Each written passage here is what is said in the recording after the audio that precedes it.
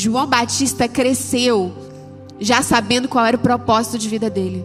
Sabe aquela crise do chamado? Senhor, fui chamado para quê? Senhor, qual é o meu propósito de vida? Então João não passou por isso. Você vai ver em Lucas que um anjo chegou para Zacarias e falou exatamente qual era o propósito de João Batista. Falou, ó, sua esposa vai engravidar e o seu filho se chamará João. Ele vai ser cheio do Espírito Santo ainda no ventre. Ele não beberá bebida forte, bebida alcoólica. E ele começa a descrever. Então João vai converter os pais aos filhos e ele vai preparar um povo para o Senhor. Ele vai habilitar um povo para o Senhor. E ele será grande diante de Deus. Agora pensa. Zacarias tinha aquela informação. Imagina Zacarias contando para o João, criança. Ô João, o Senhor já me revelou qual é o seu propósito. O que você vai viver? João, você vai ser grande diante de Deus.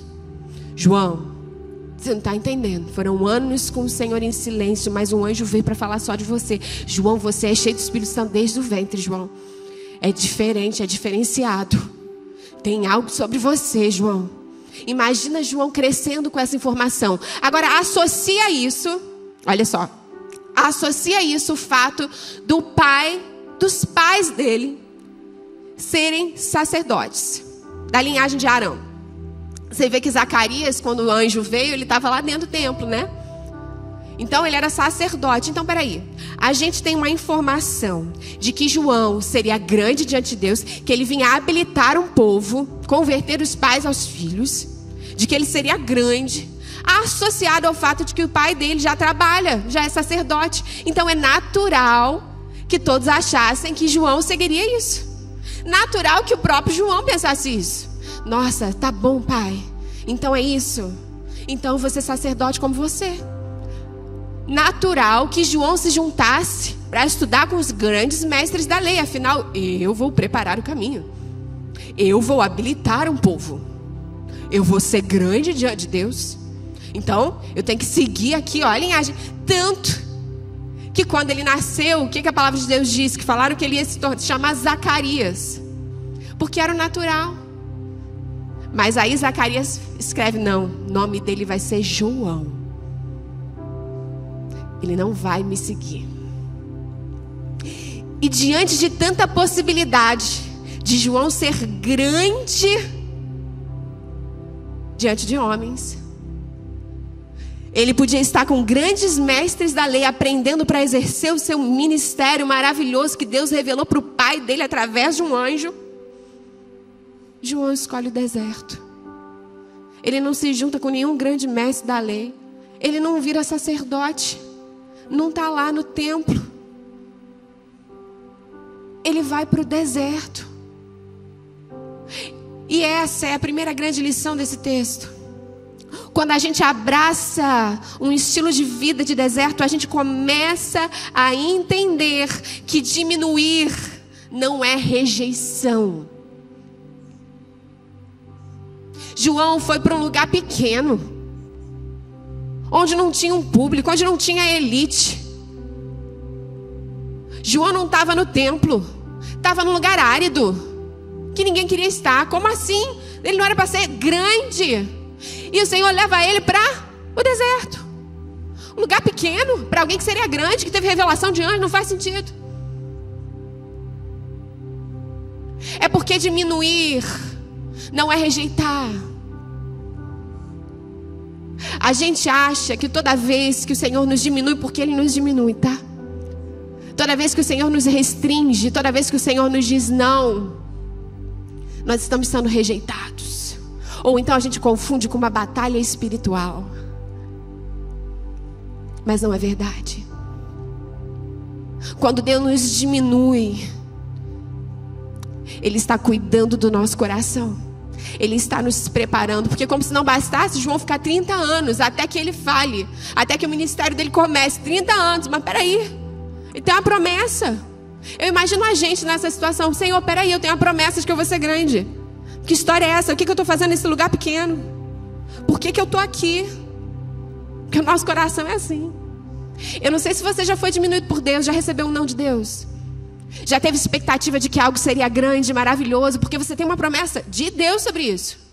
Mas aí quando você olha ao seu redor, você está num lugar pequeno, cheio de dificuldade. Tu não está vendo fruto, não está vendo nada. 30 anos, tanto tempo. Mas peraí, eu tenho uma promessa. O anjo desceu, falou comigo. Falou lá com meu pai, que história é essa? Por que eu estou aqui? Deserto não é o meu lugar. O Senhor me rejeitou.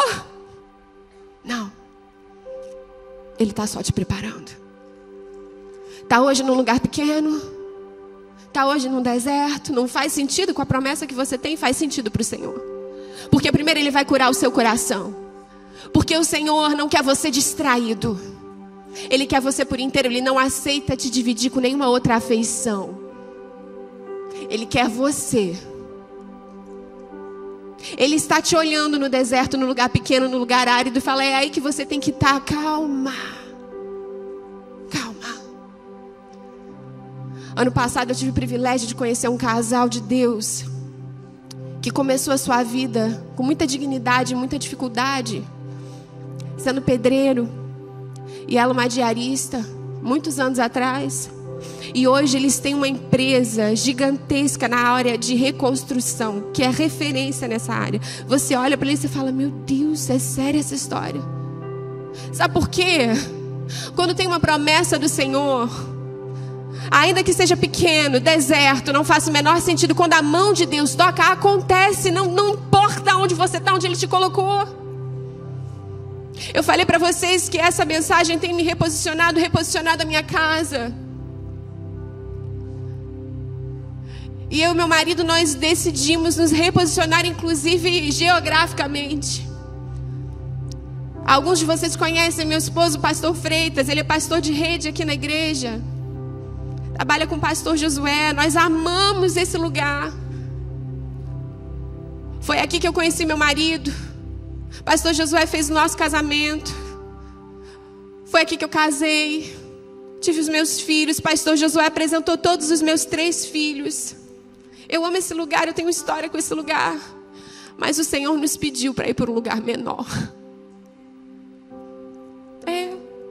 Pastora, mas que posição boa. Você está bem hoje, está confortável. 200 e poucas células nesse lugar, uma bênção, oportunidade de ministrar para tantas pessoas. Tem um povo que ama vocês, é verdade, é tudo isso. Mas o Senhor está nos chamando para recomeçar. O Senhor está nos chamando para um lugar que hoje é pequeno. Nós vamos para Curitiba. A partir do dia 24 não seremos mais pastores da Rede Laranja. Pastor, o que tem lá? Tá lindo, para a gente já está lindo. A gente já tem um espaço lindo. Temos um povo que está aí ouvindo a gente agora. Eu amo vocês, Curitiba, Atitude Curitiba. Ainda não somos uma igreja, oficialmente somos um point. Mas lá tem um povo que ama o Senhor. Lá tem. E é para lá que nós vamos. Mas você vai abrir mão de estar com a gente, com esse povo todo? Eu vou. Você vai abrir mão de estar com seu pai, com a sua mãe, com a sua irmã, com as suas amigas que você ama, com quem participou da sua história até aqui? Eu vou. Porque eu preciso amar mais Jesus que qualquer outra coisa. E eu estou olhando para lá com grandes expectativas do que Deus vai fazer. Eu não estou falando para você que eu acho que o Senhor vai me fazer lá pregar para uma multidão. Se fizer, glória a Deus. Se não fizer, glória a Deus. Mas se a nossa ida lá, o Senhor usar a gente para converter uma criança, um adulto, uma família, um jovem, já valeu a pena. Não é sobre ser grande diante dos homens. Não é sobre querer estar sempre num lugar conhecido, de destaque. É sobre escolher o deserto e saber que quando Deus nos diminui, Ele não nos rejeita, Ele só nos prepara. Ele está colocando o nosso coração no lugar. Ele está dizendo: eu te amo demais para te perder. Eu não vou entregar você aos seus desejos, à sua concupiscência, a sua vontade de ser grande. Não vou. Eu vou lutar por você, pelo teu coração. Vem para um lugar pequeno que não faz sentido para você agora, mas faz todo sentido para mim.